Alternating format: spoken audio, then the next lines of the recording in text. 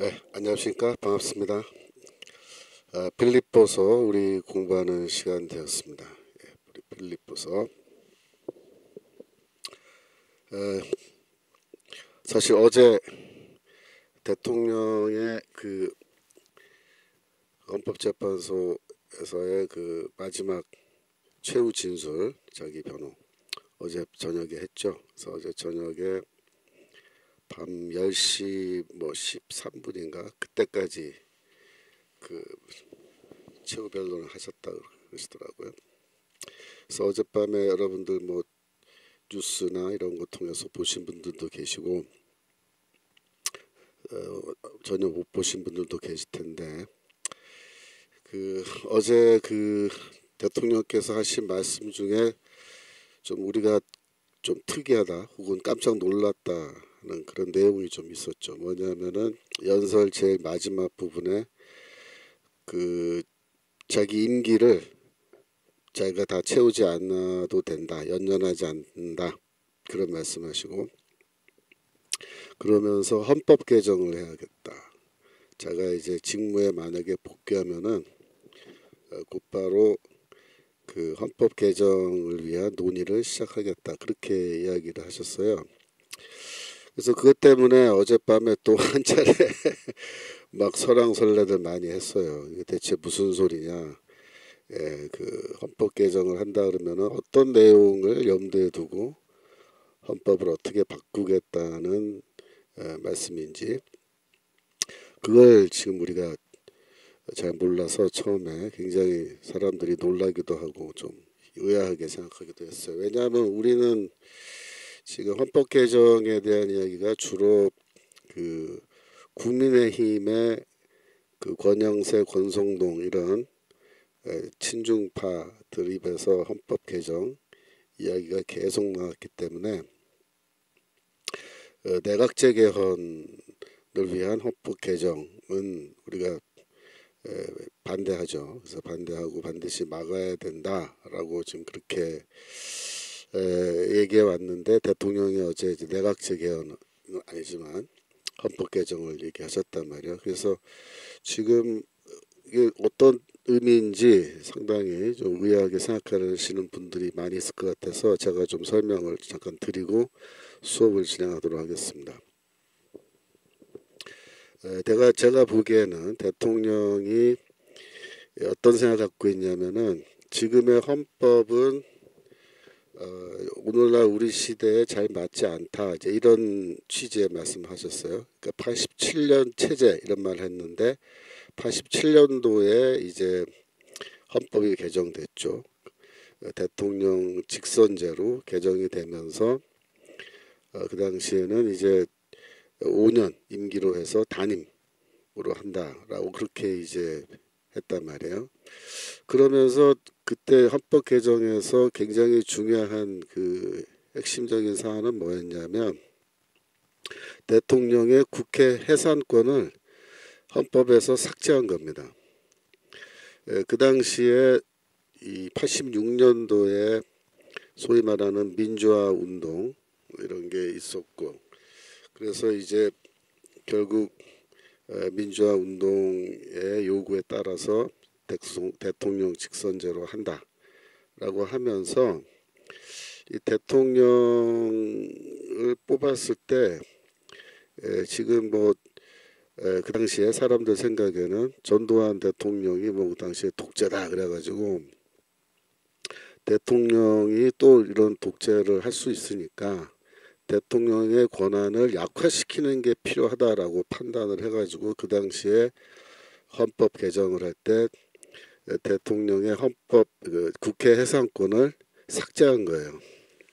근데 이번에 이렇게 보니까 의회의 권력이 너무 강력해지고 그래서 대통령을 막 탄핵하고 뭐 별 장관들 다 탄핵하고 난리 치는데 이렇게 할 때에 그 대통령이 의회, 국회를 견제할 수 있는 수단이 없단 말이에요.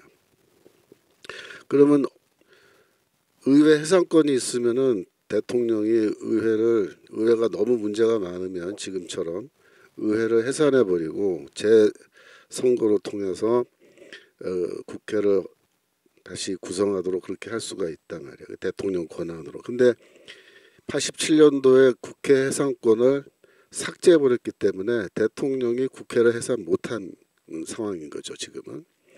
그래서 유일하게 대통령이 국회에 저항해서 할 수 있는 게 뭐였냐면은 이 계엄령을 선포하는 것밖에 없었던 거예요.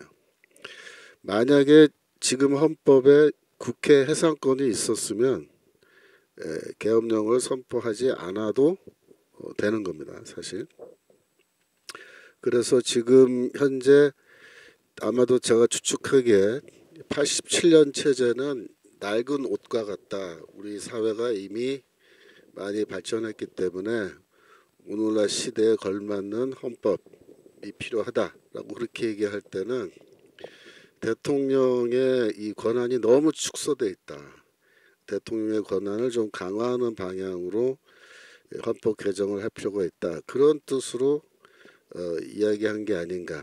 특별히 87년 체제라고 얘기할 때는 저는 그렇게 지금 추측을 합니다. 그래서 대통령도 분명히 이번에 헌법 개정하면은 대통령의 국회 해산권을 다시 부활하는 그런 안으로 밀어붙일 가능성이 저는 크다고 보고요. 두 번째로 헌법 개정이 필요한 부분은 왜 필요하냐면은 선거관리위원회 때문에도 헌법 개정이 필요해요. 지금 현재의 선거관리위원회가 무소불위의 그런 권한을 갖고 뭐 헌법 위에 군림하려고 하는 그런 자세. 더구나 부정선거에 여러 가지 정황들이 너무나 많은데도 그걸 다 덮어버리고 무시하고 사법부와 함께 다 덮었죠. 그래서 지금 이런 문제가 있는데 결국 이 선거관리위원회를 손을 보려면 이게 정상적으로는 안 되는 거예요. 그러니까 지금 이번에처럼 대통령이 계엄이라도 해야 선거관리위원회 군대라도 보내서 뭘 어떻게 해볼 수 있는 그런 상황인 거죠. 그래서 지금 선거관리위원회는 지금 상태에서는 저렇게 손을 보기가 쉽지 않습니다. 그래서 헌법 개정을 해가지고 선거관리위원회의 위상을 확 떨어뜨리는 그런 선거관리위원회로 새로 이제 위치를 격화시키는 겁니다. 어떻게 하면 되냐면 제 생각엔 이래요. 지금 선거관리위원회는 사실상 삼권 분립이 아니고 사권 분리처럼 돼 있어요. 의회, 행정부, 사법부, 그다음에 선거관리위원회 이런 식으로 이게 완전히 독립적인 겁니다. 근데 옛날에 이렇게까지 되어 있지 않았던 것 같은데 지금 현재 선거관리위원회가 너무 많은 권한 갖고 있어요. 그래서 대통령이 아마 이거 헌법 개정할 때는 선거관리위원회를 행정부 산하 조직으로 밑에 넣어버릴 가능성이 큽니다. 그러면 선거관리위원회에 대해서 행정권을 갖고 있는 대통령이 직접 명령을 해서 뭐든지 다 실행할 수가 있어요. 행정부 소속 기관이 돼버리면. 지금 뭐 사전투표 이런 거 굉장히 골치 아프죠. 그죠? 그래서 사전투표를 폐지하느냐 마느냐 이런 거를 지금 그동안 막 사전투표 폐지 운동하고 그랬었는데 이게 제일 쉽게 해결하는 방법이 어떻게 보면 헌법 개정일 수도 있어요. 헌법을 개정하면서 선거관리위원회를 행정부, 쉽게 말하면 행정안전부, 행안부 같은 밑에다가 집어넣어 버리면 돼요. 원래 외국에서는 선거를 위해서 이렇게 그 선거관리위원회 같은 별도의 조직을 갖고 있는 나라가 많지 않아요. 미국 같은 경우에도 그 선거에 관해서 행정적인 업무를 그냥 지방 정부의 공무원들이 다 봐요. 우리도 그렇게 할 수 있어요. 그렇게 하면은 선거관리위원회의 규모를 확 축소시킬 수 있어요. 지난번에 뭐 1,200명을 불법으로 그 저기 인사청탁해서 자녀들 막 고용하고 그런 거 다 내보내버리고 규모도 축소하고 그다음에 지금 선거관리위원회가 얼마큼 엉터리냐면 그 그 외국에 나와 있는 그 교포들 위해서 선거관리위원회 소속의 공무원이 각 나라의 지역별로 다 나가서 일을 보고 있어요. 근데 웃기는 게 뭐냐면 선거라는 게 1년 12달 있는 것도 아니고 대통령 선거 4년 만에 5년 만에 한 번, 국회의원 선거 4년 만에 한 번이잖아요. 그런 거 선거할 때 그 업무 본다고 아예 공무원 하나가 선거관리위원회 소속 공무원 하나가 거기 나가 있는데 이 사람은 솔직히 거기 나가서 평소에 할 일이 없어요. 놀아요. 놀고 선거 있을 때만 그때만 잠깐 반짝 일하면 끝인데 우리나라의 제일 꿀보직이 뭐냐면 제가 보기에 그거예요. 선거관리위원회 소속 공무원으로 해외 뭐 뉴욕이나 미국의 뉴욕이나 이런데 가서 그 대사관 직원으로 영사관 직원으로 들어가 있는 거죠. 선거 담당으로 할 일 없잖아요. 근데 그 월급은 꼬박꼬박 주고 다 먹여서 하려고 한단 말이야. 그런 사람들이 지금 온 세계 다 나가 있어요. 이거 말도 안 되는 거예요. 예. 그래서 지금 중앙선거관리위원회를 아예 행정부에 소속되는 한 기관으로 집어넣어 버리고 인원도 축소하고 그래서 대통령 혹은 국무총리 직속의 이런 그 명령 개통 아래에 있는 기관으로 만들어 버리면 선거제도에 대해서 쉽게 우리가 컨트롤할 수 있는 장점이 있습니다. 그래서 아마 대통령이 헌법 개정을 어제 말씀하신 게 아닌가 생각되고요. 세 번째는 이제 그 헌법재판소입니다. 헌법재판소. 제가 보기에는 헌법재판소 이것도 이번에 뭐 물론 박근혜 대통령 때도 우리가 경험해봤습니다만은 이번에 다시 경험해 보니까 현재의 헌법재판소 시스템은 정말로 문제가 많아요. 그러니까 이 헌법재판소라는 게 사실은 이 법조계에서는 어떤 위치에 있는 조직이냐면요. 이건 제 친구한테 들은 얘기인데 원래 이제 그 변호사나 검사가 아니고 법관이 되면 뭐 물론 이제 지방법원에서 학 1심, 뭐 하급심 판사로 이렇게 쭉 경력을 쌓아서 차근차근 올라가잖아요. 올라가다가 법관으로서 최고까지 올라갈 수 있는 곳은 대법관이에요. 대법관. 우리나라 대법관이 몇 명 안 됩니다. 많지는 않아요. 근데 대법관이 되면은 사실 법관으로서는 제일 꼭대기까지 올라간 거예요. 물론 그 위에 법무부 장관 뭐 이런 게 있지만 법무부 장관은 대통령이 이제 임명하는 거고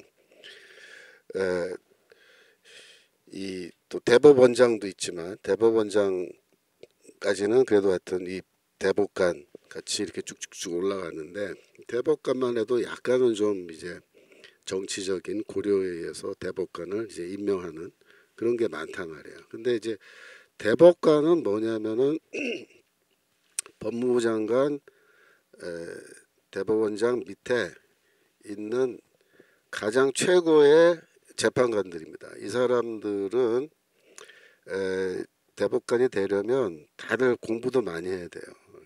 그러니까 다 외국에 가서 저기 박사학위도 따고 법학으로 그다음에 경력을 쌓으면서 아주 재판을 법대로 잘하는 아주 지혜로운 판사로 다들 이렇게 인정받는 존경받는 그런 판사들이 승진해서 대법관이 되는 거예요. 그러면 내가 판사로서 평생을 법원에서 이렇게 지냈는데 아쉽게도 내가 대법관이 못 됐다.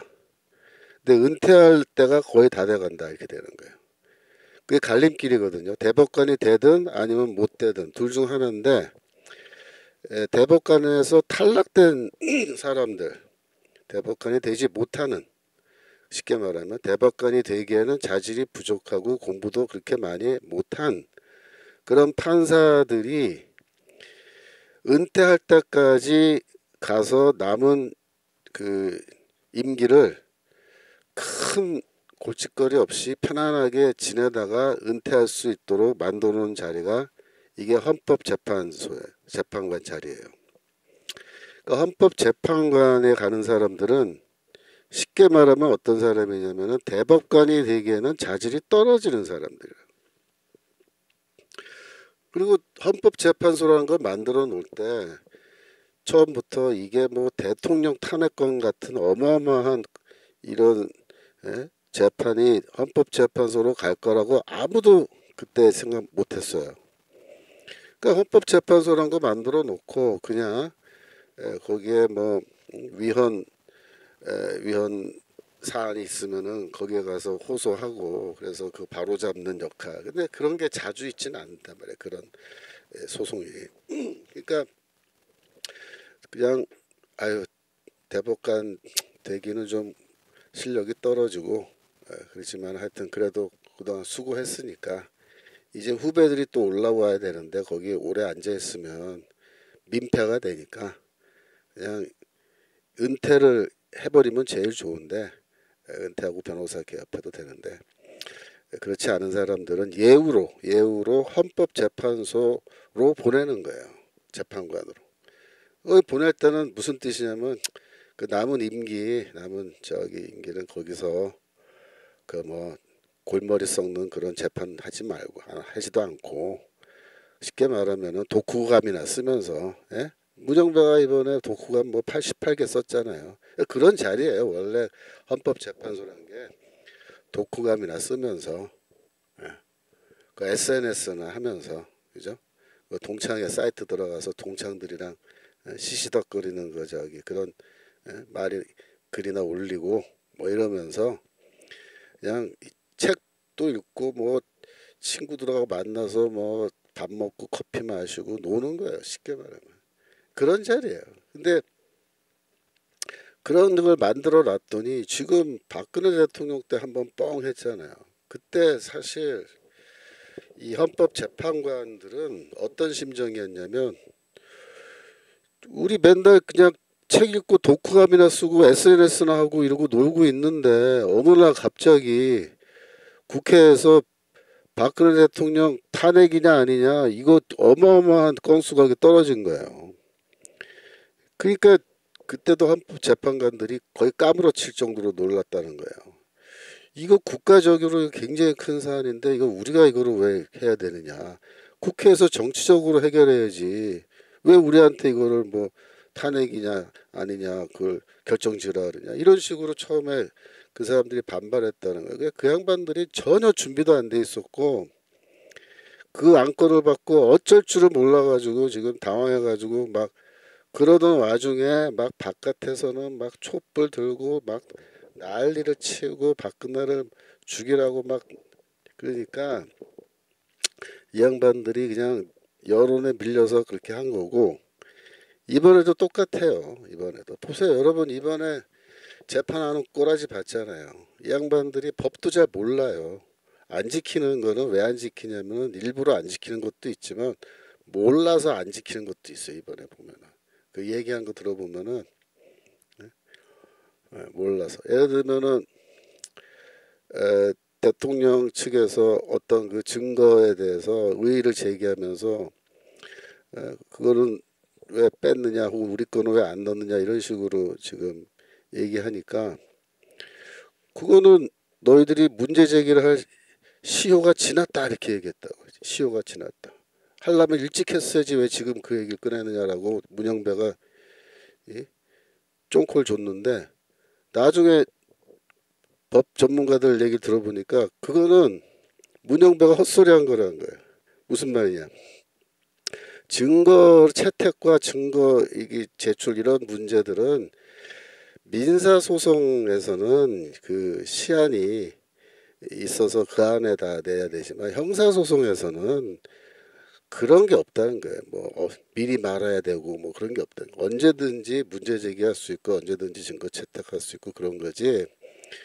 민사소송이 아니고 이거는 형사소송법에 준해서 재판하게 돼 있단 말이에요. 그러니까 문영배라는 놈은 쉽게 말하면 이게 형사인지 민사인지도 모르는 거야. 왜 그러냐면 저기 옛날부터 저 가정법원에서 그 이혼하는 그런 문제 그런 거나 판결 내리다가 예? 어떻게 하다가 예? 우리법 연구회 회장까지 해버리니까 이 사람을 예? 거기다가 헌법재판소에 갖다 앉혀놓은 건데 쉽게 말하면 실력도 없고 실력도 없고 판결을 어떻게 해야 되는지도 모르고 심리를 어떻게 해야 되는지도 모르는 그런 완전히 빈 깡통 같은 재판관들이 거기 앉아 있는 거예요 지금. 머리 빈 것들이 쉽게 말하면. 그래서 이게 지금 헌법재판소를 저렇게 무소불위의 무슨 대법원 이상의 그런 재판소인 것처럼 막 이렇게 올려놓으니까 지금 엉터리 재판들을 막 하고 난리치니 이런 문제가 생기는데 이걸 어떻게 되느냐. 뭐 헌법 개정을 할 때 헌법재판소에 대한 규정을 이게 바꾸면 돼요. 근데 지금 이렇게 보면은 지금까지 이렇게 보면은 계속해서 대통령 탄핵이라고 하는 중차대한 문제가 계속 헌법재판소로 가서 결정이 나는데 이게 지금 이번에도 우리가 추운 겨울에 나가서 지금까지 싸우면서 우리도 얼마나 고생해요. 지금 국민들도 우리 애국 시민들 얼마나 고생해요. 헌법재판소 때문에.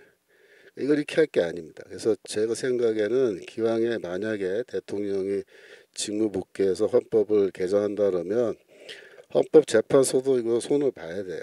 어떻게 봐야 되느냐. 제가 보기에는 헌법재판소 자체를 완전 폐기하기는 어려울 거예요. 기관을 있던 거를.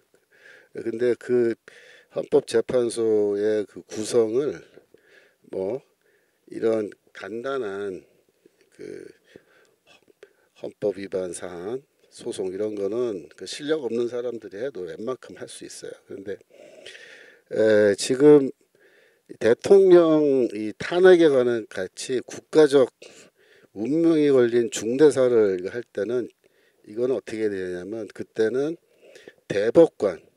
대법관들로 구성된 특별 헌법재판소를 만들어서 대법관들이 이걸 다루게끔 하면 됩니다. 제가 보기엔. 그래서 왜냐하면은 이 대법관은 아까 말씀드린 것처럼 공부도 많이 해야 되고 되기가 어렵다 그랬잖아요. 실력이 있어야 되거든요. 근데 좌파들 특징이 뭐냐면 공부를 안 해요. 쉽게 말하면 우리법 연구회 소속 판사들은요 공부 안 해요. 그래서 얘네들은 대법관 못 올라갑니다. 대법관 올라가기 힘들어요. 실력으로는. 그러니까 지금 만약에 대통령이 이거 헌법 개정하실 때 기왕에 하실 때 헌법재판소를 폐지하기는 어렵지만 헌법 지금의 현재와 같은 그런 헌법재판소에서 대통령 탄핵 혹은 국무총리 탄핵과 같은 이런 중차대한 이슈는 다루지 못하게 하고 그거는 새롭게 구성되는 특별 헌법재판소죠. 그래서 그때는 헌법재판관들 다 집어쳐버리고 대법관들로만 뭐 10명 이런 식으로 9명이고 10명이고 딱 해가지고 그 사람들이 이걸 판결하게 하면 지금처럼 이렇게 엉성하게 엉터리로 재판 안 해요. 대법관들이 들어오면 좀 낫다고요 재판이. 그러니까 우리가 지금 이 개헌 논의는 그동안 안 했어요. 왜냐하면 대통령이 지금 대통령이 감옥에 구치소에 지금 갇혀 있는 상황에서 우리가 오직 하나죠. 탄핵 반대, 대통령 석방, 직무 복귀 그것만을 외치기 위해서 우리가 뭐 헌법 개정이라든가 이런 얘기는 그동안 삼가했다고요. 하지만 제가 예전에 어느 그 모임에서 한번 얘기했는데 대통령이 직무 복귀하고 시간이 좀 지나면 그때쯤에는 우리가 헌법 개정에 대한 이야기를 꺼내야 되고 그때 헌법 개정은 포인트별로 이게 개정해야 된다. 그래서 제가 보기에는 세 가지 포인트는 반드시 해야 돼요. 그 다음에 지금 대통령이 그 내각제라는 말을 안 했는데 국무총리와 대통령의 업무 분담 이런 말을 했어요. 대통령과 국무총리의 업무 분담을 해서 느낌은 내치 중에서 뭐 자질구레한 거 이런 거는 국무총리가 다 맡겨버리고 자기는 외교라든가 국방이라든가 이런 굵직굵직한 국가적 사안들만 대통령이 맡아서 한다라는 그런 개념을 말씀을 하셨어요. 근데 그거는 우리가 이해가 돼요. 왜냐하면 우리가 대학에서도 총장, 부총장이 있잖아요. 그러면 총장은 대외적인 걸 많이 하고 부총장은 대내적인 거, 학교 안에 거 그것만 이제 주로 많이 다루는데 우리나라는 지금 부통령이 없잖아요. 부통령. 그러니까 미국처럼 부통령이 있어서 뭐 대통령, 부통령이 업무 분담을 한다든지 이런 시스템이 없기 때문에 지금 현재는 뭐 그렇다고 부통령 제도를 만들자 이렇게 하면 또 그거는 말이 복잡해지니까 지금 제 생각에는 총리인데 국무총리인데 사실상 부통령급으로 권한을 더 주고 그래서 총리와 대통령이 업무 분담을 해서 대통령도 너무 자질구레한 업무까지 하게 된 에너지가 많이 소모되니까 거기로부터 좀 자유롭게 되고 외교 국방 이런 쪽으로 더 많은 신경 쓰고 외국에 나가서 뭐 순방한다든지 비즈니스 외교 이런 거 한다든지 그런 거에 좀 자기는 더 특화해서 하고 싶다 그런 뜻일 수 있어요. 그러니까 지금 그 내각제 개헌하자는 사람들이 지금 저기서 국민의힘 안에서 지금 계속해서 그 꿈을 버리지 않고 이렇게 하고 있는데 걔네들하고 이제 맞서 싸우기 위해서라도 개헌 이슈를 들고 나와서 지금은 뭐 내각제 이런 걸 얘기했던 게 아니라 제일 중요한 거는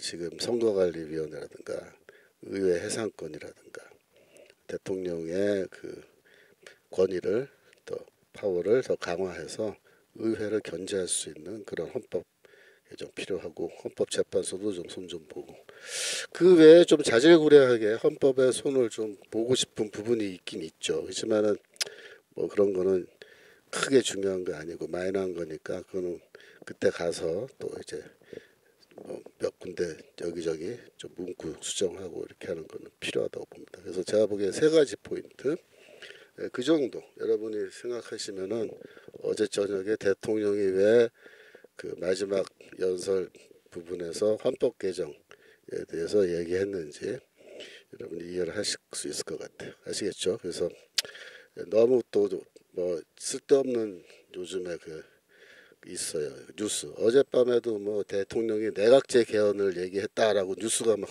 나오고 그래가지고 이거 뭐야 그래서 다들 그랬는데 우리가 좀 더 이제 대통령의 깊은 뜻을 우리가 이해하려면 시간이 좀 더 필요하겠습니다만은 제가 보기에는 내각제 하자면 그런 거 전혀 아니고 지금 현재 헌법을 그런 식으로 좀 손을 봐야겠다라고 본인이 생각하신 것 같아요. 자, 거기까지 하고 우리 빌립보서 수업하겠습니다. 빌립보서 4장 8절 읽겠습니다. 정말로 형제들아 무엇이든지 참되며 무엇이든지 경건하며 무엇이든지 옳으며 무엇이든지 정결하며 무엇이든지 사랑할만 하며 무엇이든지 칭찬할만 하며 여기까지가 이제 이렇게 돼 있고 그 다음에 무슨 덕이 있든지 무슨 기림이 있든지 이것들을 생각하라 이렇게 돼 있는데 여기에서 이것들이 뭐냐라고 할 때 이것들이 앞에 나온 것들이에요. 앞에 경건, 정결, 사랑, 뭐 칭찬 등등 그죠? 그러니까 이게 번역이 이 뒤에 있는 말이 앞으로 가야 돼요. 무슨 덕이 있든지 무슨 기림이 있든지 이런 것을 생각하라. 그것들은 즉 이거다. 무엇이든지 참되며 이렇게 쭉 나가야 돼요. 근데 지금 이 번역이 뒤집어져 있어가지고 좀 말이 이상하게 됐어요. 그래서 지금 무슨 덕이 있든지 그 덕이란 것은 이제 원래 헬라 철학에서는 헬라 윤리학에서는 인간이 갖고 있는 아주 좋은 어떤 캐릭터, 어떤 인성 그런 걸 말하는 거죠. 그다음에 기림이 있든지 다시 보여주세요. 기림이 있든지. 기림이라는 것은 칭찬이란 뜻이에요. 칭찬. 그래서 어떤 칭찬을 받는 그런 사람이 되고 싶으면 이런 뜻이에요. 즉 어떤 덕을 네가 갖추고 싶다. 덕이 있는 아주 사람들이 부러워할 만한 훌륭한 덕, 영어로 virtue라고 그러죠. virtue. 그런 덕을 네가 갖고 싶다거나 사람들의 칭찬을 받는 사람이 되고 싶으면 이렇게 해야 된다. 이런 생각을 해야 된다. 모든 것에 너는 참돼야 된다. 참되단 말은 진실해야 돼. 진실한 사람, 그죠? 이거는 하나님의 사람의 특징이에요. 사탄에 속한 사람들의 특징은 뭐야? 진실이 아니고 거짓. 이제 민주당 그 국회의원들 지금 하는 거 보면요, 다 거짓이야, 다 거짓. 예? 증거 다 조작하고, 뭐 다 거짓말하고, 뭐 중앙지법에 가야 될 거 서부지법으로 가고, 막. 예? 하여튼 이런 많은 거짓된 모습도 보는데 이 사람이 진실해야 돼요. 요즘에 김문수 장관의 지지율이 왜 올라가요? 진실하거든요. 욕을 먹더라도 자기의 생각을 그대로 얘기해요. 나는 이렇게 생각한다. 그 모습 속에 뭐가 있어요? 저 사람은 거짓말하는 게 아니고 항상 남의 눈치 안 보고 자기 생각하기에 옳은 것을 이야기하는 사람이구나. 이게 뭡니까? 진실하죠. 무엇이든지 경건해야 된다. 경건하다는 말은 고상하다, 뭐 존경심이 우러나오게 하다 그런 뜻이에요. 그래서 항상 이렇게 사람들의 존경심을 받을 수 있게끔 그렇게 또 무엇이든지 옳으며 정의로운 거죠. 거짓된 거, 불의한 거 이런 거 하지 않는 거예요. 무엇이든지 정결하며 정결한 건 순수한 거예요.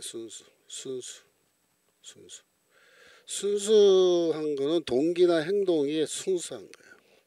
그러니까 뭐 이걸 하기 위해서 막 머리 돌리고 막 이렇게 술수를 부리고 그런 게 아니고 그냥 순수한 거예요. 우리 그 손원배 목사님, 손원배 교수님 뭐 가까이서 제가 뵈면은 어떤 느낌이냐면 이분이 정말 이런 분이에요. 정말 참되시고, 그죠? 경건하시고, 옳으시고, 그다음에 모든 게 다 순수해. 뭐 아주 순수해. 어린아이 같은 그런 마음, 순수한 마음 갖고 있어요. 이런 분들이 정말 하나님께 속한 분들의 특징입니다. 그다음에 무엇이든지 사랑하면 하며 사랑받을 만하다. 사랑받을 만하다. 무엇이든지 칭찬할 만하며 그러니까 좋은 평가를 받을 만하다. 이런 식으로. 그래서 이런 그 참된 경건함, 옳음, 정결, 사랑, 칭찬 등등 이런 것들은 그 당시에 그 헬라 철학자들이 가르치는 어떤 그 덕, 헬라 철학에서의 벌추, 덕, 그런 거 리스트들이 있거든요. 근데 이제 그런 리스트와 여기 있는 리스트를 비교하면은 뭐 겹치는 부분이 좀 있어요. 겹치지 않는 것도 있지만 대체로 비슷하다 그렇게 대체로 비슷하다. 그러면은 그 무슨 뜻이냐 이거죠. 무슨 뜻이냐면은 이 바울이 이렇게 세속 문화죠. 헬라인들의 세속 문화인데 세속 문화를 이렇게 바라봤을 때 그 안에서도 이거는 좋은 거야. 인간은 이런 성품, 이런 덕목을 갖추어야 해. 갖추는 게 좋아. 이런 덕목이 필요해. 라고 말하는 그 덕목의 리스트. 그걸 이렇게 바울이 쭉 봤을 때 이거는 세속 문화고 헬라인들의 가르침, 헬라 철학자들의 가르침이지만 이런 것은 무조건 다 세속이니까 나쁘다고 배척할 것이 아니고 그 안에서 이러이러한 덕목들은 우리 기독교 복음이 말하는 덕목과 유사한 것들이 있다. 그런 걸 가져올 수 있다. 뭐 그렇게 바울이 바라본 게 아니냐 이렇게 봅니다. 즉 무슨 말이냐면은 세속 문화 속에 비기독교적인 거죠 다. 그런데 그 비기독교적인 세속 문화가 몽땅 다 100% 악하다. 그렇게 보지는 않고 그 중에 하나님의 진리, 말씀, 성경의 진리와 상당히 좀 이렇게 어떤 면에서 유사하거나 연결 지을 수 있는 그런 내용들이 있으면은 그것들을 교회에서도 똑같이 가르칠 수 있다라고 보는 거예요. 그러니까 이게 굉장히 이제 우리가 정확하게 이해하고 조심해야 되는 대목인데 그 세속 문화라는 거는 원래 그 하나님의 말씀에 기초한 게 아니죠. 하지만은 그 안에 뭐가 있어요? 인간의 양심이라는 게 있죠. 그래서 이런 인간의 양심이란 건 하나님이 주신 것이기 때문에 또 양심은 율법의 한 반영이기도 하고 그래서 세속 문화 안에도 우리가 보기에 선한 것 있을 수 있다 이거죠. 하지만 악한 것도 많이 있죠. 악한 것도 많이 있어요. 저는 어떻게 가르치냐면은 세속 문화를 바라볼 때 이렇게 생각하면 된다. 네가 선교사라고 생각하고 어떤 문화권에 도착했어요. 배를 타고 와서 그 문화권에 들어가서 그 문화를 이렇게 쭉 살펴보고 공부해 보니까 크게 세 가지로 나눠 볼 수 있더라. 첫 번째 기독교에 반대되는 악한 문화 있을 수 있죠. 예를 들면 우리나라에 선교사들이 들어왔을 때 샤머니즘, 무당들이 막 굿하고 막 이런 거, 조상 숭배하고 막 이런 거, 그건 악한 거죠. 비기독교적이면서 악한 거예요. 그런데 그 중에 부정적인 거, 악한 것만인 게 아니라 또 긍정적인 거, 또 선한 거 이런 것도 부분적으로 있단 말이에요. 그러면 서양 선교사가 우리나라 왔을 때 부분적으로 좀 괜찮다, 선하다, 뭐 이렇게 볼 수 있는 게 뭐냐면요. 어떤 그 유교 문화에 담겨져 있는 그러니까 유교가 다 좋은 건 아닌데 그 중에 유교 문화 안에 일부 좀 좋은 게 있어요. 서양 선교사가 봤을 때는 그게 뭐냐면은 이런 부모를 공경하고 그죠? 또 가족 중심의 이런 문화. 그 다음에 남녀 간에 이렇게 그 구분이 좀 분명하면서 이게 성적으로도 이게 뭐랄까 엉망이지 않은 그런 어떤 도덕 윤리 같은 게 있더라 이거죠. 그런 거는 이제 교회가 얼마든지 받아들일 수 있는 거죠. 아니 활용할 수 있는 거죠. 그리고 중립적인 게 있어요. 중립적인 거. 그러니까 기독교에 반대되는 것도 있고 기독교 친화적인 것도 있고 그다음에 중립적인 것도 있어요. 중립적인 것들은 뭐 잘 분별을 해서 교회가 수용해도 하도 좋으면은 뭐 수용하고 그럴 필요 없으면 안 해도 되고 그래서 그걸 잘 구분해야 되는데 지금 바울은 헬라 문화에 있는 어떤 덕목이에요. 덕목 리스트인데 그 중에서 친기독교적인 어떤 덕목에 대한 가르침을 여기서도 바울이 비슷한 얘기를 받아들여서 하는 게 아닌가 그렇게 추측하는 겁니다. 9절입니다. 그 다음에 너희는 내게 배우고 받고 듣고 본 바를 행하라. 그리하면 평강의 하나님이 너희와 함께 계시리라. 그러니까 지난주에 우리가 평강에 대해서 말씀 많이 드렸죠. 그죠? 근데 여기서는 이제 너희가 배우고라고 했습니다. 배우다라는 동사가 나왔기 때문에 바울은 여기에서 자기 자신을 교사로, 그 다음에 성도들은 뭐예요? 학생 혹은 제자의 관계입니다.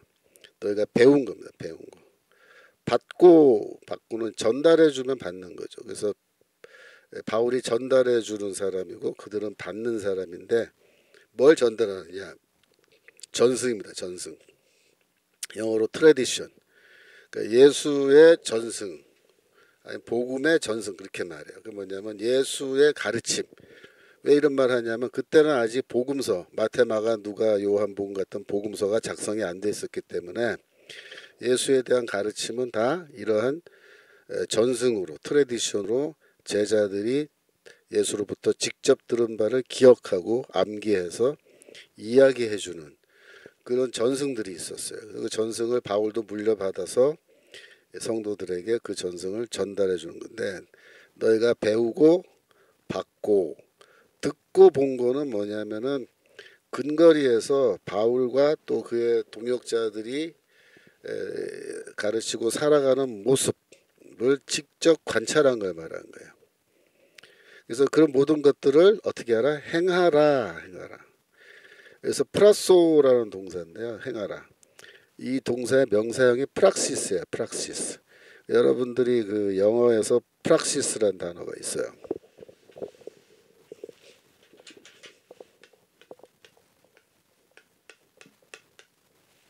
프락시스라는 단어는 옛날에 그 운동권에서 많이 쓰던 단어예요. 학생 운동권에서.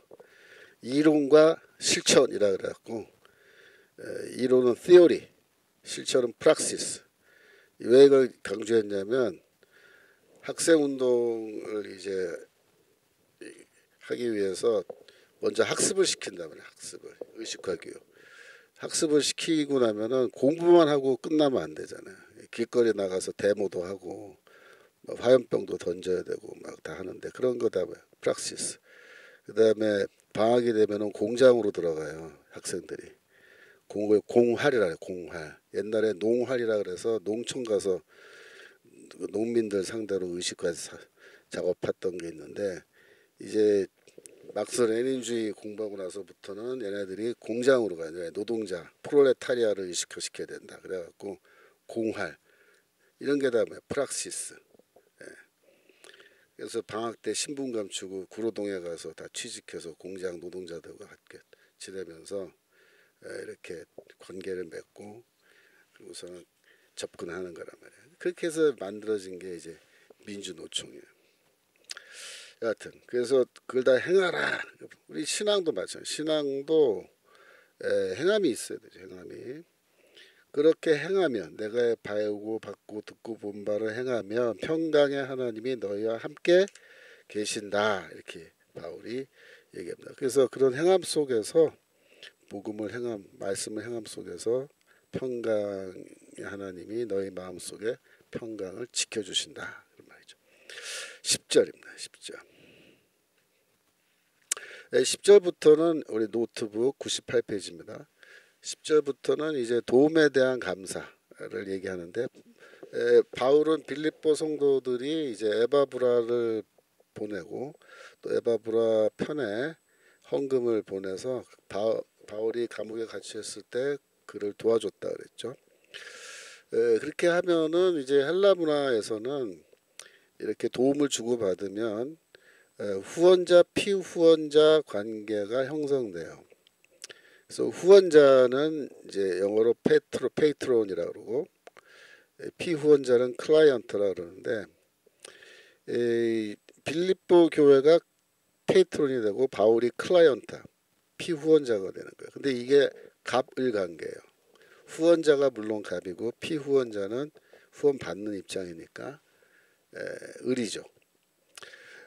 그래서 원래 헬라 문화에서는 도움을 받은 사람이 항상 을이고 도움을 준 사람은 갑이니까 바울이 빌립보 교회를 향해서 이제 을의 입장에서 얘기를 해야 되는 게 맞는데 바울은 그렇게 안 해요. 바울은 오히려 여기서 자기가 여전히 갑이에요. 내가 너희를 가르쳤고, 그죠?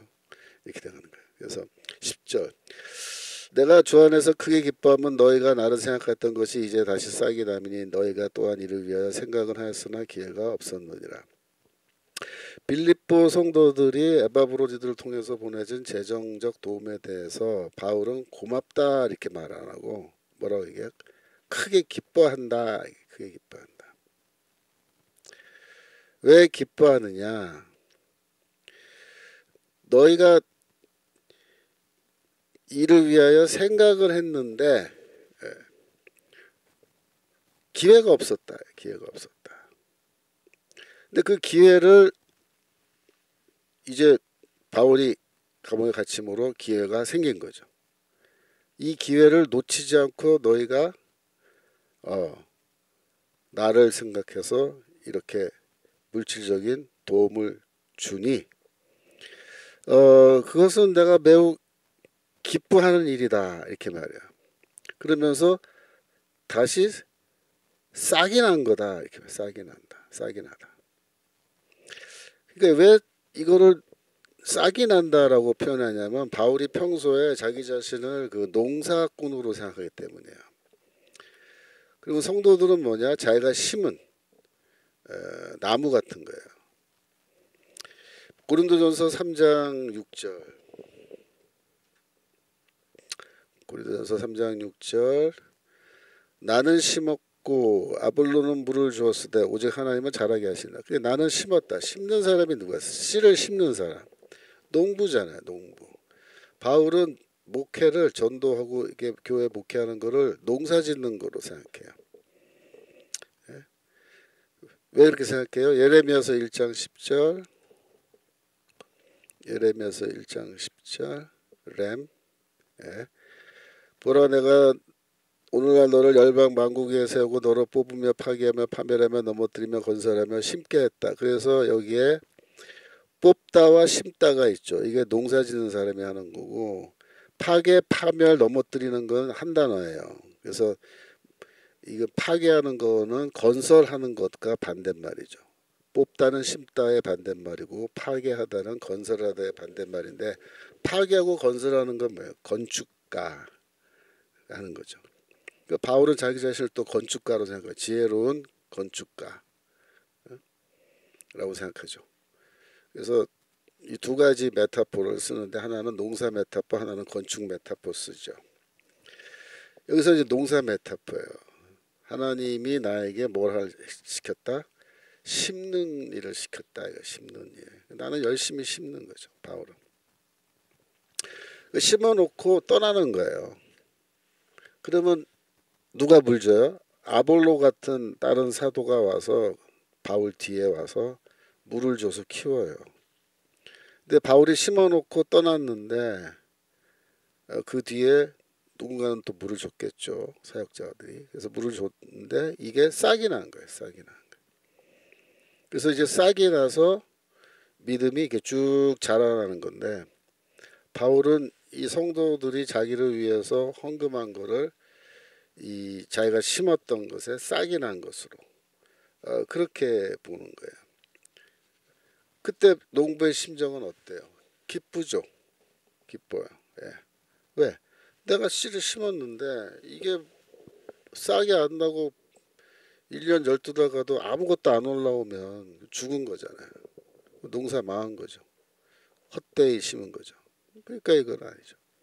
여하튼 지금 싹이 나니까 농사 짓는 농부 입장에서는 바울은 기뻐할 수밖에 없죠. 11절 빌립보서 4장 11절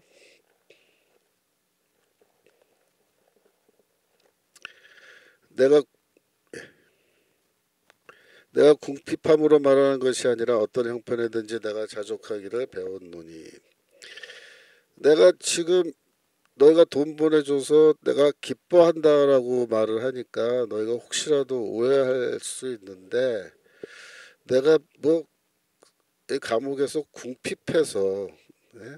내가 뭐 돈도 없고 궁핍 밥도 제대로 못 먹고 이런 상황에 있기 때문에 내가 너희가 돈 보내줘서 야 살았다 기쁘다 그런 게 아니다라고 얘기한 거야. 절대로 그런 거 아니다. 내가 궁핍함으로 이렇게 말하는 게 아니다. 그렇게 말해.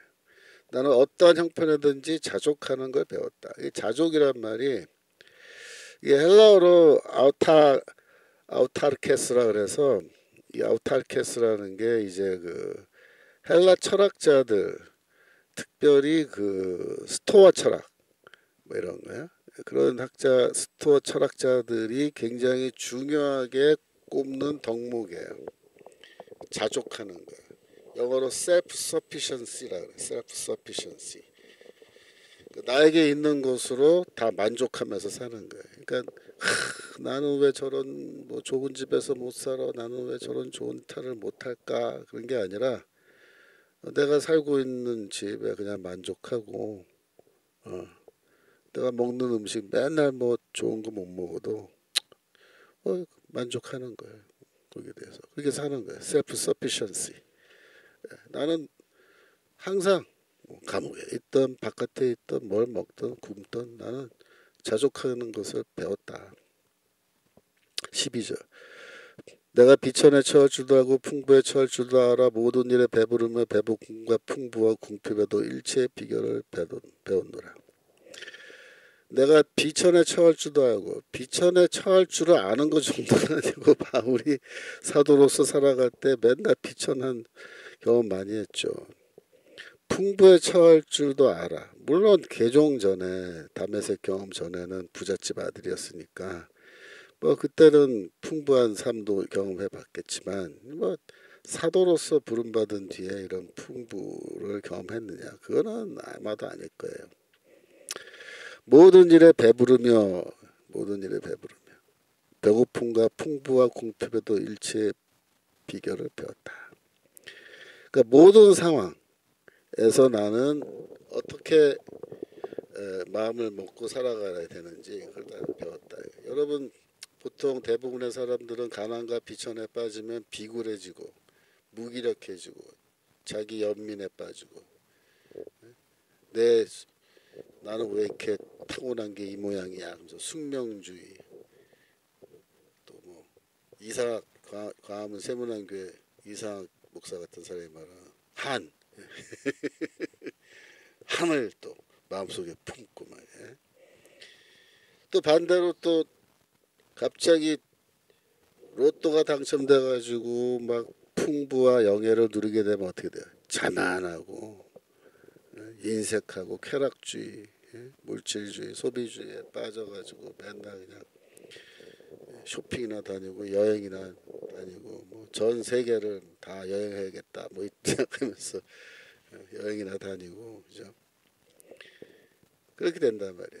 근데 신앙은 뭐야? 우리는 가난 속에서도 부유함 속에서도 똑같은 마음을 갖고 사는 거예요. 그게 뭐야? 그게 믿음이고, 그죠? 그게 하나님이 주시는 평강이고. 바울은 이런 거를 다 경험해서 안다. 고린도전서 4장 11절.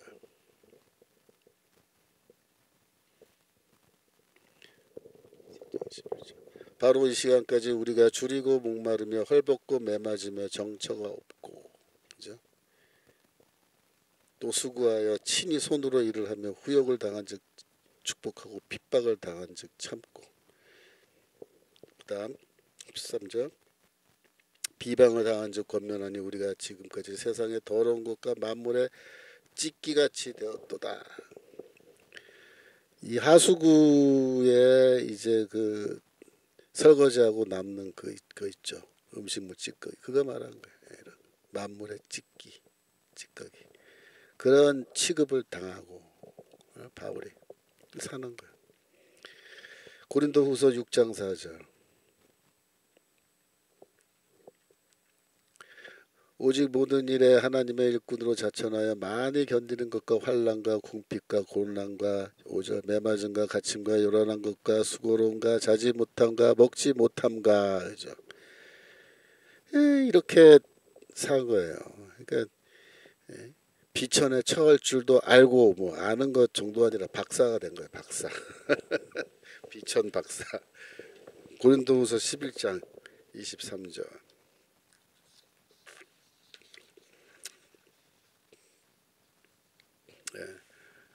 여기 보면은 내가 수고를 넘치도록 하고 옥에 갇히기도 더 많이 하고 매도 수없이 맞고 여러 번 죽을 뻔하였으니 유대인에게 40에 하나가 만매를 5번 맞았으며 3번 태장으로 맞고 1번 돌로 맞고 3번 파산한데 일주일을 기품에서 지냈으며 여러 번 여행의 강도의 위험과 강의 위험과 강도의 위험과 동족의 위험과 이방인의 위험과 신의 위험과 광야의 위험과 바다의 위험과 거짓 형제 중의 위험을 당하고 또 수고하며 애쓰고 여러 번 자지 못하고 줄이며 목마르고 여러 번 굶고 춥고 헐벗었노라. 이게 고난 리스트잖아요. 바울의 고난 리스트. 이런 걸 다 경험하면서 자기는 모든 상황 속에 다 충분히 대처할 수 있는, 그 안에서도 기뻐하면서 살 수 있는 일체의 비결을 나는 다 이미 알고 있다. 이렇게 얘기합니다.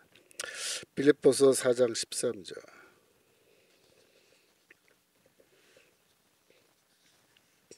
내게 능력 주신 자 안에서 내가 모든 것을 할 수 있느니라. 여기 뭐 기독교 서점 이런 데 가면 액자로 이거 만들어서 팔고 뭐 사다가 집에도 걸어놓고 다들 하죠. 근데 요 내게 능력 주신 자 안에서 내가 모든 것을 할 수 있다라는 그 말 앞에 빌립보서 4장 12절 그죠? 앞에 나오는 말이 무슨 말인지 알아야 돼. 풍부와 궁핍 속에서 내가 모든 걸 다 견딜 수 있고 내가 그 안에서도 모든 걸 다 할 수 있다. 이렇게 말하는 거야. 나에게 모든 자원이 있고 돈이 있고 뭐 나를 돕는 사람들이 많고 내가 시키면은 내가 시키는 대로 해줄 사람이 많고 그래서 내가 모든 거 다 할 수 있다 그게 아니고 도와주는 사람도 없고 돈도 없고 아무것도 없는데도 능력 주시는 자 하나님 그리스도 안에서 내가 하고자 하는 건 뭐든지 난 다 할 수 있다. 그러니까 돈으로 하는 게 아니에요. 그러니까 전도와 선교는요 돈으로 하는 게 아닙니다. 제가 존경하는 선교사님이었는데 돌아가셨어요. 장만영 선교사라고 방글라데시 선교사인데 방파 선교회 소속. 그분이 제 친대원 동기인데 뭐 수년 전에 암으로 돌아가셨지만 그분이 살아있을 때 방글라데시에서 전도를 하고 신학교 세우고 아주 어마어마한 사역을 했어요. 근데 제가 만나서 얘기를 쭉 들었는데 IMF가 터져서 다른 선교사들은 지원금이 다 끊어져 가지고 선교 못한다 그랬대요. 근데 자기는 워낙에 돈으로 하는 선교는 해본 적이 없어서 지원금이 끊어져도 자기는 전혀 지장이 없었다. 그래서 어떻게 전도합니까? 선교합니까? 그랬더니 아침에 밥 먹고 기도하고 밖으로 나간대요. 그래서 뭐라고 기도하냐면 하나님 오늘 한 명이라도 전도하게 해주세요. 이러고 한대요. 그 사람들 만나서 길거리에서 이제 사람들 만나서 얘기하면서 전도하는 거예요. 이렇게 해가지고 교회를 세우고 학교를 세우고 신학교까지 세웠어요. 내가 그 양반 보면은 참 대단하다. 저 양반이 진짜 선교사다. 그런데 또 좋은 선교사는 하나님이 일찍 데려가시더라. 14절. 그러나 너희가 내 괴로움에 함께 참여하였으니 잘하였도다. 그러니까 나는 모든 걸 다 견딜 수 있는데 너희가 싹이 나서 믿음에 싹이 나서 나에게 도와주는 이런 돈을 보낸 걸 보였는데 받았는데 너희가 나의 괴로움에 함께 참여하였으니 고맙다 그렇게 말 안 해요. 바울이 참 묘해요. 고맙단 말을 잘했다 이렇게 잘했다 기뻐한다 이렇게 말해요. 잘했다 이렇게 말하지 돈 보내줘서 고맙다 이렇게 말해요. 특이하죠. 이유는 좀 이따 나와요. 15절 빌립보 사람들아 너희도 알거니와 복음의 시초에 내가 마게도냐 떠날 때 주고받는 내일에 참여한 교회가 너희 외에 아무도 없었느니라. 그러니까 2차 선교 여행 때 이제 바울이 드로아에서 환상을 보고 이제 유럽으로 건너서 첫 번째 도시가 빌립보인데, 빌립보에서 이제 첫 교회를 개척하고 나서 바울이 떠나가죠. 데살로니가로 떠나가는데, 그래서 쭉 고린도까지 내려가잖아요. 이렇게 쭉 그리스에서는. 근데 그렇게 할 때 주고받는 내일, 이렇게 말 주고받는 내일, 주고받는 내일에 참여한 교회는 너희밖에 없었다. 그 주고받는 나의 일이 뭐냐? 이게 뭐냐면은 바울의 사역인데, 바울이 주는 거죠, 그죠? 주는 거, 뭐 복음을 주겠죠, 그죠?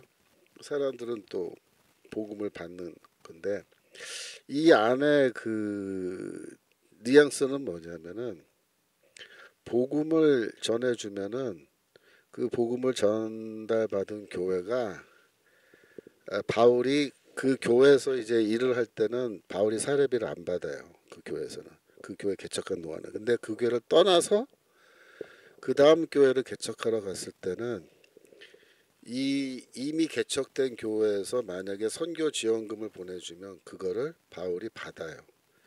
그걸 말하는 거예요 지금. 그 일에 참여한 교회는 너희 하나밖에 없었다. 무슨 뜻이냐면 내가 지금까지 여기저기 교회를 계속 만들고 개척하고 이렇게 했는데 내가 떠난 뒤에 그 도시를 떠난 뒤에 그 다음 도시에 가서 사역할 때 교회 개척할 때 나에게 선교 지원금을 보내준 교회는 너희 하나밖에 없었다. 그 얘기하는 거예요. 고린도후서 11장 8절. 고린도후서 11장 8절. 내가 넘기를 섬기기 위하여 다른 여러 교회에서 요를 받은 것이 탈취한 것이라. 이게 뭔 말이에요? 지금 고린도 교회를 섬기기 위해서 바울은 고린도 교회에서 사례비 안 받았죠.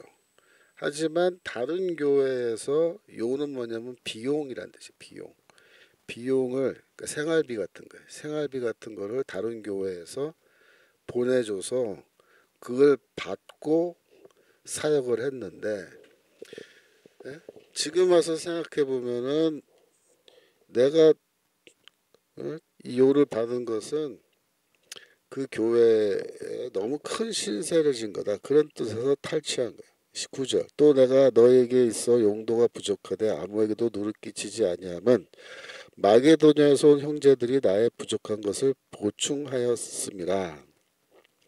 내가 모든 일에게 너에게 폐를 끼치지 않기 위하여 스스로 조심하였구나. 또 조심하라. 그러니까 나는 너희들한테는 돈 받기 싫다 이거야. 절대로. 그런데 마게도냐에서 온 형제들이 내가 고린도 교회에서 사역할 때 내 부족한 생활비를 채워줬다 그 얘기하는 거예요. 그 마게도냐 교회가 누구겠어요? 어느 교회겠어요? 마게도냐 교회 우리가 아는 게 빌립보 교회, 데살로니가 교회, 그다음에 베레아 교회 세 개인데 뭐 세 교회가 다 도와줬을 수도 있지만 제가 보기에는 그 중에서도 이 빌립보 교회가 도와줬어요. 왜? 주고받는 내일에 참여한 교회가 너희 하나밖에 없었다 이렇게 말하잖아요. 그죠? 그러니까 이게 빌립보 교회 형제들이 나의 부족한 것을 보충하였습니다. 그렇게 말하는 거예요. 4장 빌립보서 4장 16절.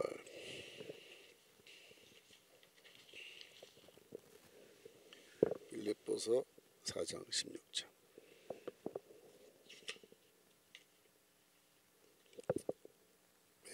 데살로니가에 있을 때도 너희가 한 번 두 번 나의 쓸 것을 보내었도다. 한 번 두 번이라는 말은 이게 수거적인 표현인데요. 우리말에 한두 번 이렇게 말하잖아요. 한두 번. 그 말은 뭐야? 한 번 이상, 한 번 이상. 그러니까 한 번 이상은 뭐야? 두 번이에요, 사실은. 한 번 그리고 또 한 번. 한 번 그리고 두 번. 그런 뜻이에요. 바울이 빌립보를 떠나서 데살로니가로 이제 가서 교회를 개척하는데 빌립보 성도들이 바울에게 선교 지원금을 보내줬다. 두 번 이상, 한 번 이상, 두 번. 근데 이 두 도시 간의 거리가요, 마일로 95마일이에요. 그러니까 키로수로 하면은 한 160km 돼요. 160km. 편도로. 왕복이면은 뭐예요? 한 320km 되죠. 160km면요, 어느 정도 거리냐면은 하루에 사람이 걸어서 도보로 걸어서 여행을 할 때 하루에 갈 수 있는 거리가 한 25km라고 봐요. 25km. 하루에 25km씩 걸으면 160km면은 6일 하면 7일 정도 걸려요. 그러면은 한 일주일 잡으면 돼요. 빌립보에서 데살로니까지 갈 때 편도로 일주일이에요. 그러면 왕복하면은 2주잖아요. 그 두 번 갖다 주면은 벌써 4주. 그죠? 그 데살로니카에서 머문 것이 4주 이상 머물렀다는 거예요. 근데 그 중간에 또 앞뒤로 이 사람들이 돈을 또 모아야 보내주잖아요. 이 사람들이 돈이 많은 사람들이 아니거든요. 돈을 모아야 된다고요. 꼬박꼬박 열심히.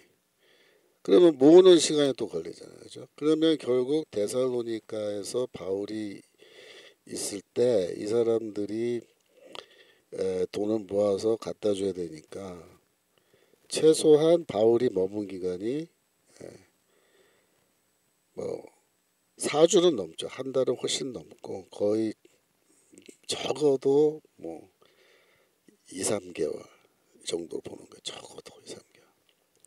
그러니까 상식적으로 보면은 한 반년 정도 있었다고 봐요. 근데 요거는 제가 다음번에 데살로니가 전서 우리 공부할 때 자세하게 설명드리는데 이게 왜 중요하냐면은 데살로니가에서 바울이 머문 기간을 우리가 계산할 때 요 구절 때문에 데살로니가에서 꽤 오래 있었다고 보는 거예요. 근데 이제 그 사도행전 17장에서는 새 안식일 동안 회당에 들어가서 복음을 전했다라고 해서 마치 4주 정도밖에 있지 않은 것처럼 누가가 얘기를 하기 때문에 거의 그렇게 짧게 있었느냐라고 사람들이 의아하게 생각하죠. 근데 사실 그렇지 않아요. 4주가 아니고 한 달이 아니고 적어도 3개월, 많으면은 한 6개월에서 7개월 그 정도 있었을 걸로 봐요. 여하튼 자, 빌립보 교회가 데살로니가 선교를 도왔다 이거죠. 17절. 내가 선물을 구함이 아니요 오직 너에게 유익하도록 과실이 번성하기를 구함이라. 내가 뭐 너희들이 돈 보내준 거 그거를 계속 내가 원하는 게 아니고 내가 원하는 건 뭐다? 내가 씨를 심었는데 이제 싹이 났는데 이 싹이 났은 이 너희가 나무처럼 쭉 자라서 과실을 많이 맺기를 원한다 이런 뜻이에요. 과실을. 근데 여기서 이제 선물을 구함이 아니요 할 때 선물이 이제 헬라어로 칼포스인데 여기서 이제 그 수익이라는 그런 뜻도 있어요. 그래서 이 바울이 이런 profit 이라는 거를 생각할 때 이 대차 대조표를 염두에 둔 게 아니냐 이제 이런 생각을 하게 해요. 그러니까 바울이 이런 말을 하는 거는 원래 유대교 전통에서 이런 게 있거든요. 그러니까 유대교에서는 어떤 선행을 하면 구제라거나 선행을 하면 대차 대조표에 기록이 된다 이렇게 보는 거예요. 그래서 크레딧으로 크레딧 데빗 차변 대변 이렇게 있는데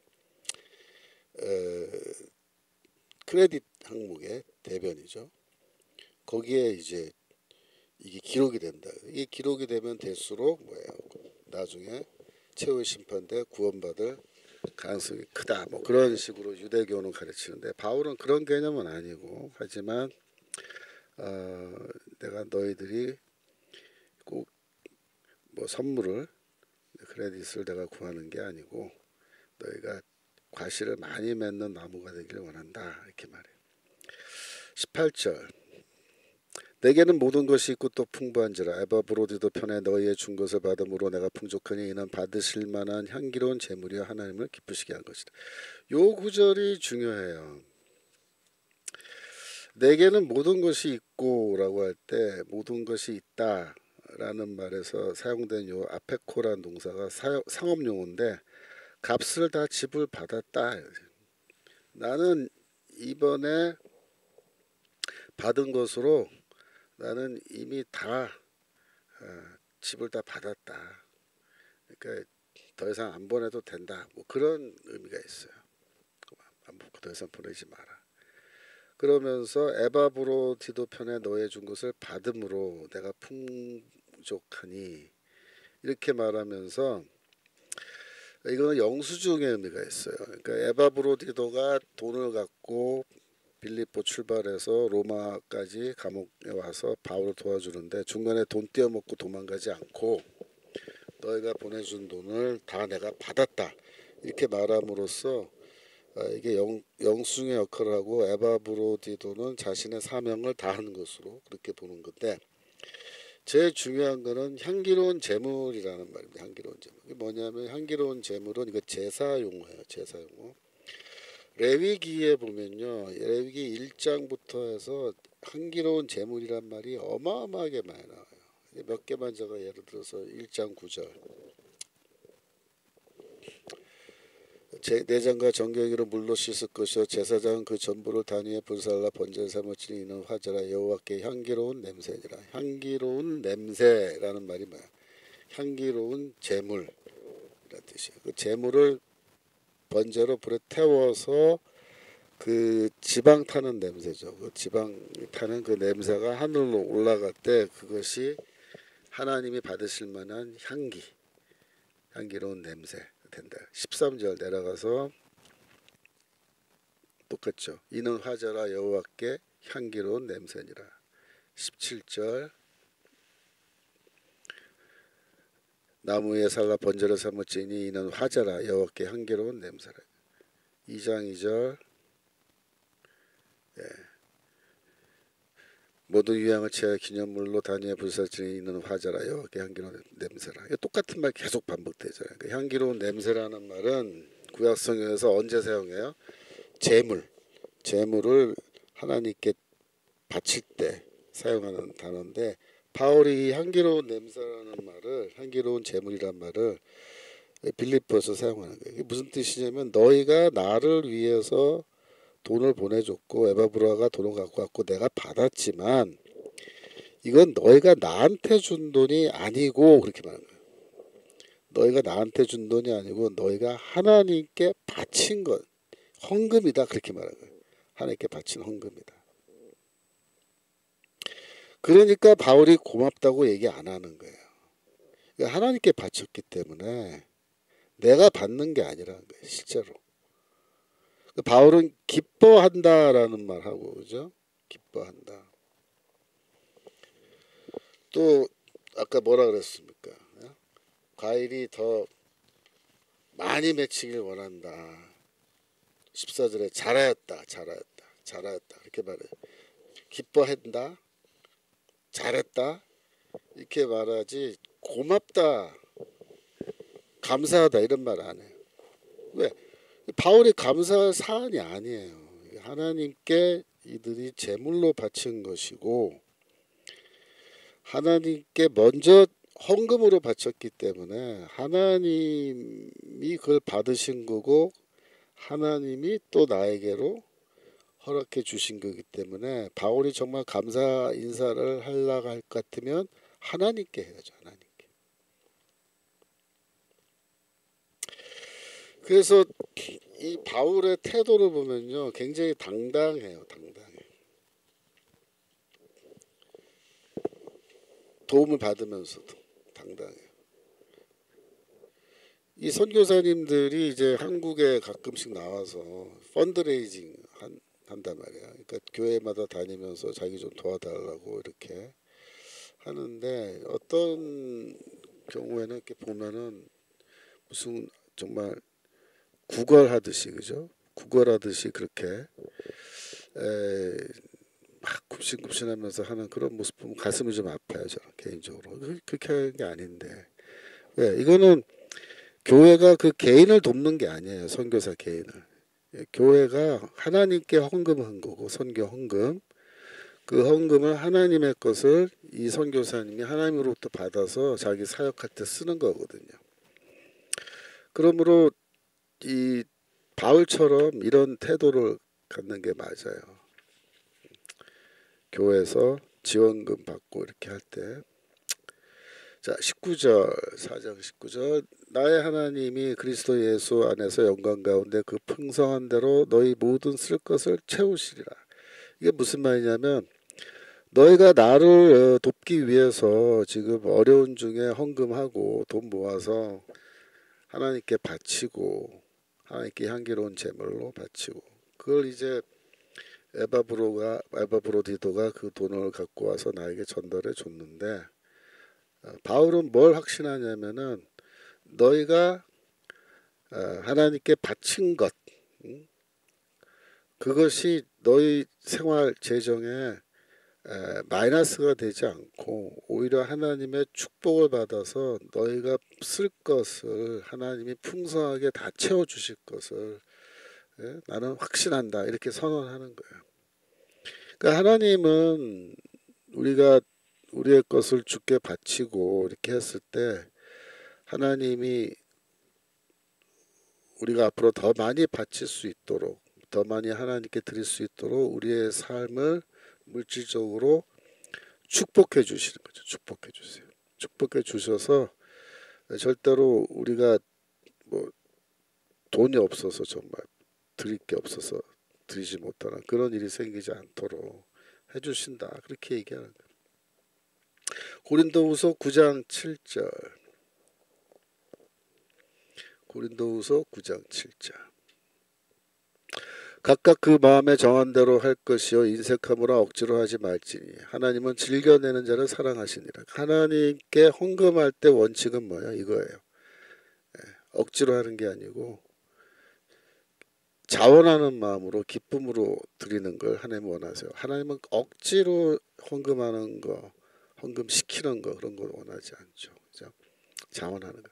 8절 하나님이 능히 모든 은혜를 너에게 넘치게 하시나니 이는 너희로 모든 일에 항상 모든 것이 넉넉하여 모든 착한 일을 넘치게 하게 하려 하심이라.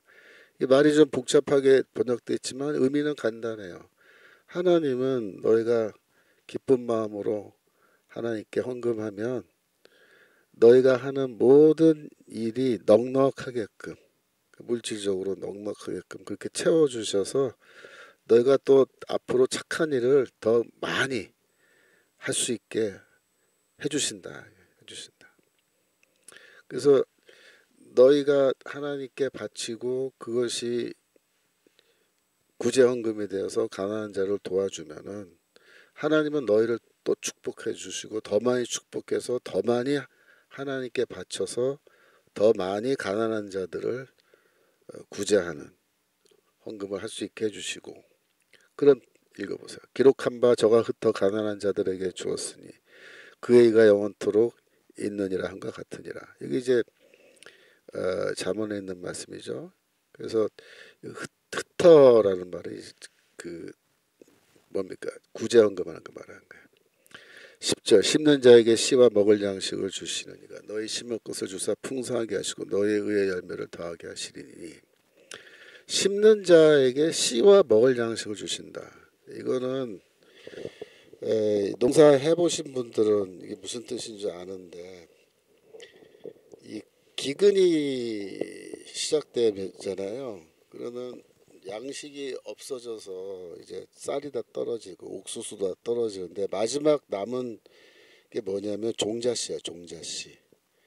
종자씨는 먹으면 안 돼요. 왜냐하면 암만 배가 고파도 이거를 안 먹고 가만히 놔둬야 그 다음에 봄이 되면은 다시 농사지어서 이 종자씨 심어서 농사 지을 수 있어요. 근데 만약에 배고픔을 못 견뎌서 종자씨까지 다 삶아서 먹어버리면 어떻게 돼요? 그럼 끝나는 거예요. 여기서 씨와 먹을 양식을 주시는 이가 그 말이에요. 씨도 주시고 심을 씨 먹을 양식도 주신다. 그때 먹을 양식은 나의 삶에 필요한 것이죠. 이때 씨는 뭐예요? 내가 심는 거예요. 심는 거. 여기서 또 흩뿌리는 거 있거든요. 흩뿌리는 거. 어떤 의미에서는 구제헌금하는. 근데 그가 너희 심을 것을 주신다. 주신다. 심을 걸 주신다. 절대로 농사 져야 되는데 종자씨가 없어서 못 심는 그런 일은 없다. 하나님 도와주신다. 그래서 그 다음에 11절 하나다. 너희가 모든 일에 부여하여 너그럽게 연보하면 저희로 우리로 말미암아 하나님께 감사하게 하는 것이다. 그래서 너희가 구제헌금하면 하나님이 더 축복해 주셔서 더 많이 헌금할 수 있게 해주고, 그래서 더 많은 헌금을 가지고 가난한 자를 돕고 뭐 선교사 돕고 이렇게 하면은 그 사람들이 또 하나님께 감사 기도를 더 많이 하는 거죠. 그러면 그 감사 기도 받으신 하나님이 또 너희를 또 축복하고, 이렇게 해서 이게 선순환, 하나님의 축복과 이 은혜의 선순환이 이루어진다. 얼마나 좋아요, 그죠? 빌립보서 4장 20절. 오늘 이제 빌립보서 다 끝나겠네요. 이제 거의 다 끝났습니다. 20절. 하나님 곧 우리 아버지께서 아버지께 세세무궁토록 영광을 돌릴지어다. 아멘. 그리스도 예수 안에 있는 형제들에게 각각 문안하라. 나와 함께 있는 형제들이 너에게 문안하고. 그러니까 이제 편지가 끝난 거예요. 거의 끝났고 문안 인사 이제 몇 마디 또 추가하는 건데, 나와 함께 있는 형제들, 로마 감옥에 또 로마 교회도 있겠죠. 그쪽에 로마 교회 성도들이 너에게 문안한다. 그러면서 빌립보서 4장 22절. 모든 성도들이 너에게 문안하되 특별히 가이사 집 사람 중 몇이니라. 가이사가 시저잖아요. 시저 황제. 가이사의 집, household of Caesar 그렇게 번역해요. household of Caesar. 가이사의 집 사람이면은 가이사가 황제고 황제의 집안 사람, 집안 사람이란 거는 뭐 직계 가족을 포함해서 반계 가족까지가 다 집안 사람이거든요. 황제 가문에 소속되면은 뭐 그 시대에 뭐 대단한 거죠. 근데 바울이 지금 로마 감옥에 갇혀 있는데 로마의 황제가 있죠. 근데 황제의 그 집안 사람 중에서 예수 믿는 사람이 생긴 거예요. 제가 이 수업 앞쪽에서 설명드렸는데 바울이 감옥에 갇혀서도 로마 군인들한테 이 복음 전했다 그랬죠. 그래서 열심히 복음 전해가지고 복음은 갇히지 않았다. 나는 갇혔지만 그렇게 말할 정도로 바울이 로마 감옥에서도 이제 선교를 했는데, 심지어 황제 집안의 사람들 중에도 예수 믿는 사람이 생겨서 지금 너희를 향해서 인사를 하길 원한다 이렇게 얘기한 거예요. 근데 이제 그 황제의 집안 사람들 그러면 꼭 그 혈연에 의해서 혈통에 의해서 가족이 된 사람들뿐만 아니라 황제에게 소속돼 있는, 예를 들면 노예도 사실은 황제의 가이사의 집 사람이 돼요. 그러니까 이제 황제의 집안이 있고 황제의 반계 가족이 있으면 그 안에 그 사람들을 돌봐주기 위한 많은 사람들이 거기 들어가서 같이 사는 거예요. 우리말로 하면은 요리사도 있는 거고, 그죠? 정원사도 있는 거고, 다 있는 거잖아요. 가정교사도 있는 거고. 그래서 그 황제의 집안에 소속돼 있는 이러한 그 일을 해주는 노예들, 이런 사람들도 다 황제 집안에 소속되는 사람들, 가이사의 집 사람들이 되는 건데, 그러면 노예가 예를 들어서 가이사에 소속된 노예인데, 노예면은 뭐 별 볼 일 없는 거 아니냐? 그렇지 않아요. 그러니까 노예라도 황제 소속의 노예는요, 굉장히 그 파워가 있습니다. 그 당시에 쉽게 말하면 나는 자유인이고, 예를 들어서 내가 수공업자인데 여기 황제 집안에 소속된 노예가 여기 있는데 내가 자유인이고 쟤는 노예니까 내가 더 신분이 높다라고 생각해서 그 황제 소속의 노예의 따귀를 때리잖아요. 그건 그 죽음이에요. 황제 소속이면요, 이 노예도 엄청난 파워가 있어요. 그래서 그런 노예들의 경우에는요, 돈도 많아요. 이상하죠? 돈도 많아요. 근데 자기가 돈이 많으니까 자기 돈으로 자기가 노예 상태에서 벗어날 수 있죠. 몸값 지불하면. 근데 그렇게 안 해요. 왜? 노예로 그냥 황제 집안에 소속돼서 있는 게 훨씬 더 이득이에요. 파워도 있고 돈도 더 많이 벌어요. 그런 경우도 있어요. 그래서 로마 시대 때 그 노예 제도라는 게 무슨 맨날 뭐 말할 줄 아는 도구다. 저기 막수주의 경제학에서는 고대 로마 시대 때 노예 제도는 노예는 다 말을 할 줄 아는 생산 도구에 불과했다 그렇게 얘기하는데 그렇지 않고 노예 중에서도 상당히 학식이 있는 노예도 있고 돈 많은 노예도 있고 권력의 정점까지 올라가 있는 노예도 있는 거예요. 그러니까 상당히 다양해요. 노예가. 여기 지금 그런 경우예요. 그래서 가이사 집 사람들 즉 바울 교회는 그 성도들의 신분적 구성이 상류층, 중류층, 하류층을 다 망라하고 있었다라는 걸 우리에게 보여줍니다. 로마서 16장 11절 로마서 16장 11절에 보면 11절 내 친척 헤로디온에게 문안하라 나기수의 권속 중 주 안에 있는 자들에게 문안하라 이렇게 할 때 헤로디온이라는 사람의 이름은 그 헤롯 대왕과 분명히 어떤 관계가 있는 사람일 것으로 보여요. 그러니까 이제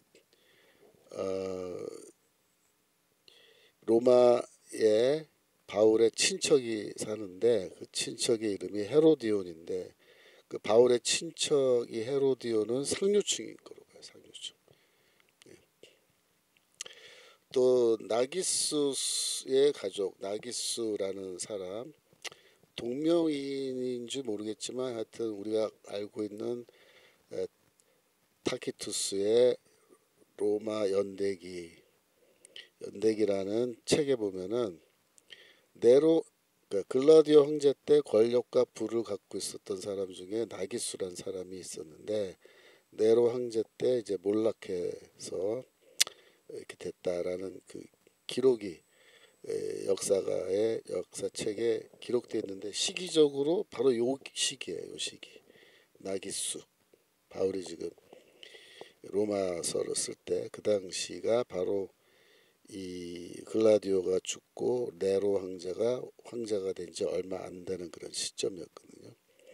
그러니까 동명이인일 수도 있지만 아마도 만약에 그렇다면은 나기수라는 사람은 로마에서도 상당히 지위가 높은 그런 귀족으로서 로마 교회에 출석하고 있었다고 볼 수 있죠. 그래서 로마 교회 안에 황제와 관련되어 있는 사람들이 있었다라는 것은 이제 확실합니다. 자, 빌립보서 4장 23절 주 예수 그리스도의 은혜가 너희 심령에 있을지어다라고 해서 이제 마지막 인사말을 하고 편지가 끝납니다. 이렇게 해서 우리가 빌립보서 공부 마쳤습니다. 뭐 우리가 공부 마쳤을 때 보통 책거리라고 해서 뭐 책거리 떡이라도 뭐 사서 돌리고 하면 좋은데 이게 뭐 인터넷 강의라 그렇게 못하고 여러분도 그동안 수고 많이 하셨어요. 그래서 빌립보서 우리가 그동안 참 재밌게 공부했고 저도 아주 즐거운 마음으로 공부할 수 있어서 좋았습니다. 다음 주부터는 이제 제가 1교시, 2교시가 있는데 1, 2교시를 당분간은 마태복음으로 계속해서 하도록 하겠습니다. 그래서 마태복음 진도를 쭉 나가다가 제가 지금 이제 학교 개학이 이제 시작했어요. 그래갖고 수업 때문에 좀 바쁘긴 한데 아직 그 데살로니가 전서 주석을 완전히 다 마치지 못했어요. 제가 또 오늘도 다른 데서 글 써달라는 게 있어서 또 그런 것도 써주고 하느라고 주석이 계속 미뤄지는데 여하튼 제가 뭐 3월 중순까지는 충분히 마칠 수 있을 것 같아요. 지금 5장 앞부분은 끝났거든요. 그래서 5장 중간하고 뒷부분만 하면 되는데 뒷부분은 뭐 내용이 짧아서 금방 될 것 같아요. 그래서 제가 보기에 한 일주일만 더 쓰면 마칠 수 있지 않을까 추측하는데 그러면 이제 출판사 넘겨서 편집해가지고 책 찍어내는데 뭐 한 달 정도 잡으면 됩니다. 그래서 책이 나오면 바로 수업을 시작하도록 이렇게 하겠습니다. 그래서 오늘 수고 많으셨고 좀 이따 10분간 쉬었다가 이제 마태복음 공부하도록 하겠습니다. 제가 기도와 마치겠습니다. 하나님 아버지 그동안 빌립보서 공부를 이게 다 마칠 수 있도록 주셔서 감사합니다. 이제 빌립보서에서 얻은 저희의 많은 이런 신앙에 관련된 좋은 지침을 저희가 저희 삶에 잘 적용할 수 있게 하시고 앞으로 또 빌립보서를 읽을 때마다 더욱 은혜가 넘치게 하시고 많은 사람들에게 또한 기회가 되면 가르칠 수 있는 능력도 허락하여 주옵소서. 감사드리며 예수 그리스도 이름으로 기도합니다. 아멘. 네, 감사합니다.